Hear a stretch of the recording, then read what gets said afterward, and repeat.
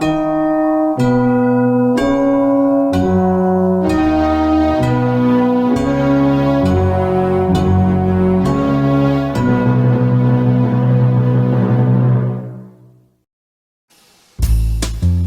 is Los Angeles, California. People think it's all Hollywood glamour and Pacific Coast sunsets, but on closer inspection, you realize this city is full of rats, con artists, cat burglars, jewel thieves, and check forgers, and it's my job to stop them.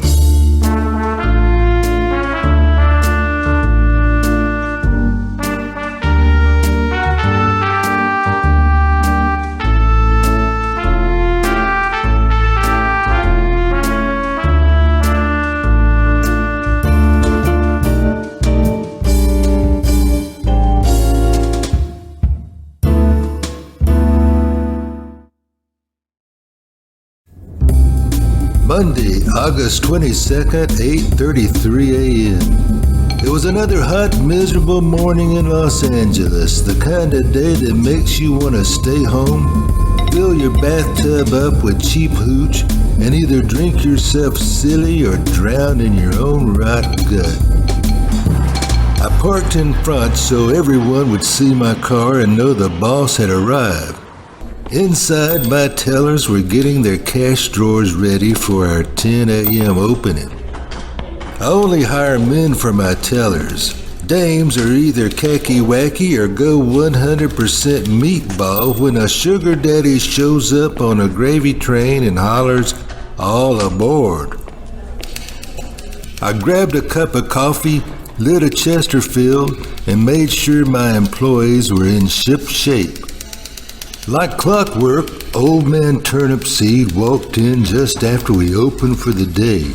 He was an eccentric old guy with a face that could make a statue vomit. But I didn't care. He was a good customer. This particular morning, as always, Turnipseed walked to window number 2 to make his deposit. Willingham was the teller at window number 2. Willingham was efficient. Perhaps too efficient, like a beekeeper who yanks out a big chunk of honey and eats it while standing right at the hive, bees and all. He always seemed a little too eager beaver, especially when one of the big brass from headquarters made a surprise inspection. I'm not paranoid, but like a 90-year-old grandma who keeps a submachine gun under her pillow just in case, it pays to be cautious. I dictated a letter regarding a delinquent loan to my right-hand gal, Dimples. Dimples was the kind of secretary every top executive should have. She typed 80 words a minute, knew shorthand, and what's more, she was hotsy-totsy. You can teach them to type, but you can't teach them to be pretty. That's the old saying, and it's one I live by. I asked Dimples to read back my last paragraph. Therefore, this bank has no recourse but to forward your loan to our confection agency. Fair warning, our confection agency isn't as flexible as we are when it comes to dealing with deadbeats, so we suggest you visit our branch ASAP and pay off your loan in full. For your health's sake. Yours truly, Nick Marlowe, branch manager. I told Dimples to type it up for my signature. I glanced up, and that's when I saw her. She was statuesque, like a handyman's stepladder, but with a paint bucket full of dark curly hair on the top step, the one they warn you never to step on. I couldn't quite put my finger on it, but it looked to me like she didn't belong in this part of town. She sashayed her swanky self over to the check counter, and I wondered, was she casing the joint? Did she have an accomplice? Or was she one of those pinko communists with a Molotov cocktail in her handbag, ready to firebomb another capitalist? I knew trouble when I saw it, and she was trouble. Trouble with a capital T. I was just cooking on radar when I noticed Miss Curlytop had her peepers stuck on old man Turnipseed. He was walking inside the bank vault to retrieve his safe deposit box, something he did every Monday morning. I never knew if he was dropping clams or pulling daisies. It was none of my business, but I always noticed these kinds of patterns. This one was his weekly ritual. Pretty soon, Turnipseed had split, and Miss Curlytop was gone as well. Monday, August 29th, 10:08 a.m.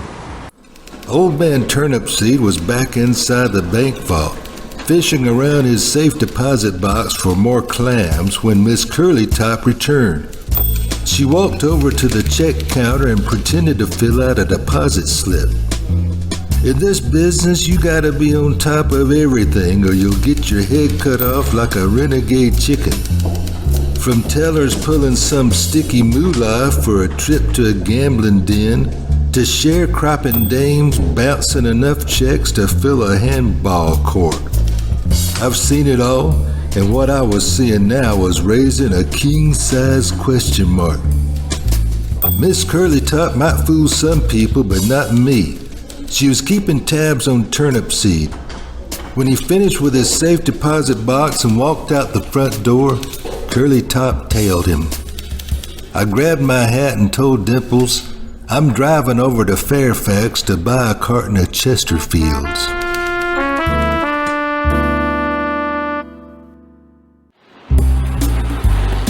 Traffic was bad as usual, but I caught up with Turnipseed 2 blocks north of Melrose.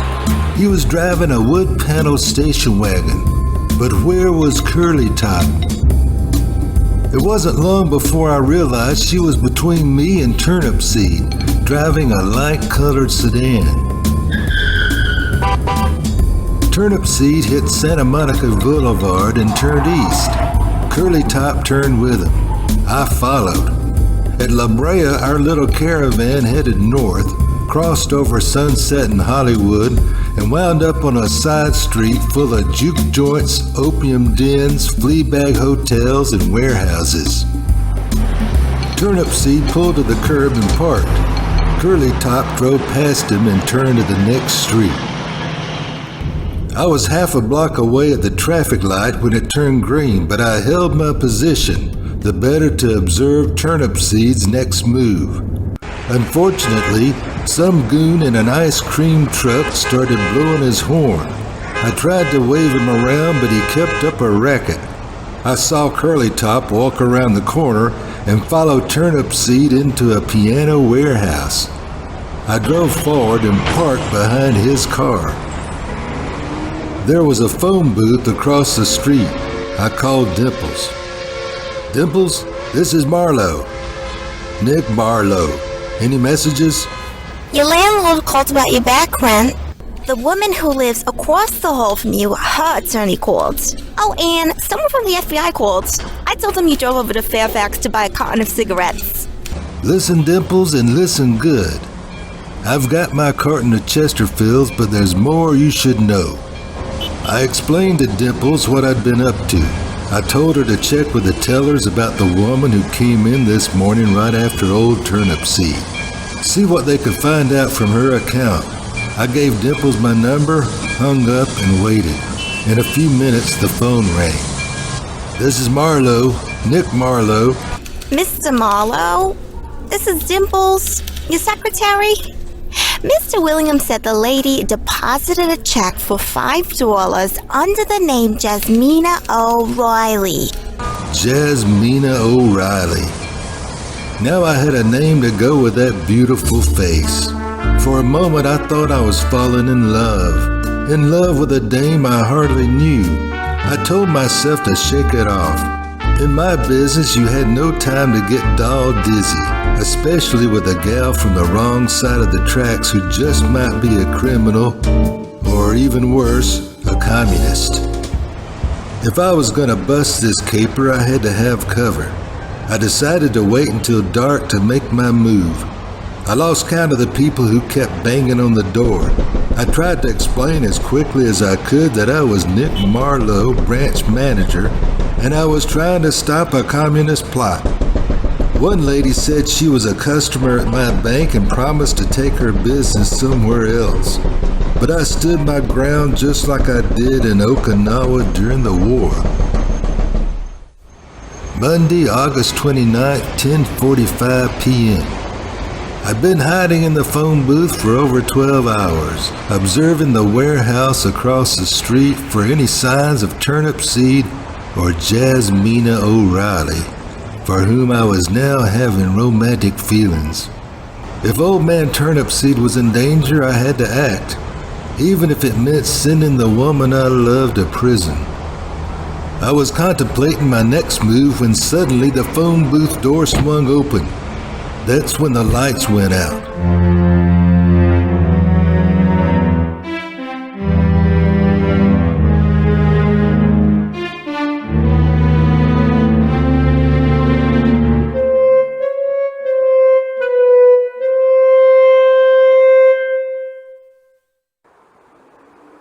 I woke up with a pain in the back of my head, like it was a penny someone put on a railroad track to flatten out. But in this case, my head was the penny, and a whole train load of Bufferin, Bayer, and BC powders wouldn't dent the throbbing. I tried to shake it off and figure out where I was. I was groggy. I heard a piano playing. Someone, Jasmina O'Reilly, no doubt about it, had tied me to a chair. If we ever got out of this jam, that little vamp would be heading to the penitentiary for kidnapping, extortion, and parking in a no-parking zone. Well, Mr. Marlowe, you finally decided to join us. Are you okay? Untie me. I thought you were sitting behind me. You got rocks for brains. You ain't figured out the deal here. What deal are you talking about? You might as well confess. You've been tailing one of my best customers, Mr. Turnip Seed here, just waiting for a chance to rob the old guy. Turnip Seed, untie me and we'll call the cops. You fool. I'm the cop here. FBI to be exact. When a Turnip Seed's gang spied you in that phone booth, they knew something was up, and that's how they caught me. I'm afraid Miss O'Reilly, or whatever her name is correct, Mr. Marlowe. You've made life more difficult for me. I've enjoyed our business relationship until now, using your bank to launder money for the mob, but they don't take kindly to cockeyed cashiers interfering with their money. I decided to play along with Turnip Seed by throwing him off guard with some verbal jujitsu. I worked up some tears, and I promised I'd forget the whole thing. Wouldn't tell a soul about getting knocked out by gangsters and getting tied up with an FBI agent. I even promised him a free checking account. Oh, brother. Will you cut it out? Some tough guy you turned out to be. I do so hate to see a grown man cry. They usually wait until I'm about to pull the trigger. Then they want to be my best friend. I could see my psychological ploy was having no effect. I waited until my tears and runny nose dried up and changed gears. I said, I know something you don't know. What's that, Mr. Marlowe? Interest rates on a savings account? There are exactly 32 FBI agents, 25 Los Angeles police, 15 extras from the Paramount lot, and 3 meter maids, all waiting outside this warehouse waiting for you to untie us and surrender. Now what do you say? You gonna go out the hard way or the easy way? Oh, Mr. Marlowe, you must be terrible at poker. That's one of the worst bluffs I've ever encountered. Why, the other day I was telling one of my henchmen about the time I... FBI, freeze!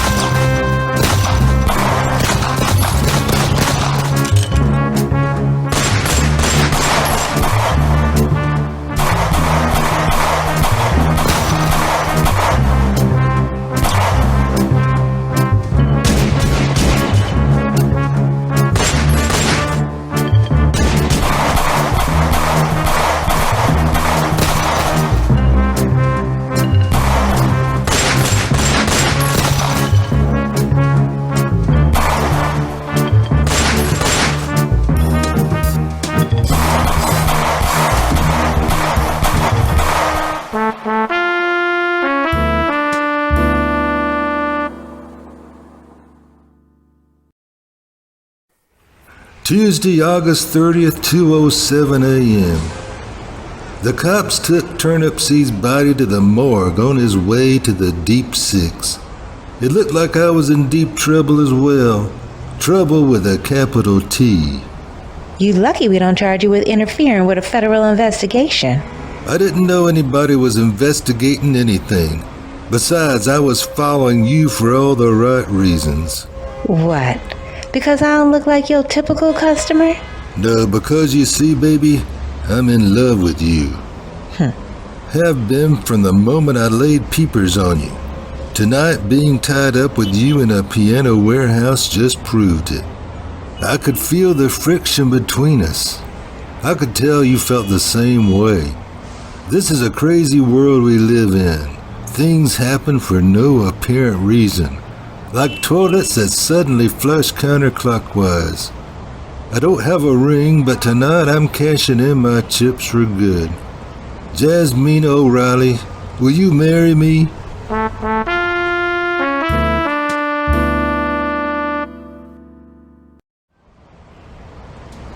Thursday, September 1st, 11:12 a.m. The big brass at headquarters demoted me to teller. They said I brought, what was the term, unwarranted negative attention to the bank. Willingham finally got the job of branch manager, the job he'd been gunning for all this time. Now even Dimples gives me the cold shoulder. And Jasmina, she declined my proposal of marriage. What did I get for my going out on an emotional limb? A big red streak across my face where she slapped the dickens out of me. But don't you worry, someday she'll come looking for me when she realizes what a deal I was offering her. And before you know it, some fleabag floozy will make goo-goo eyes at Willingham. He'll sign for a bad loan, and the big brass will realize their mistake. And the day that happens, I'll once again be Nick Marlowe, branch manager.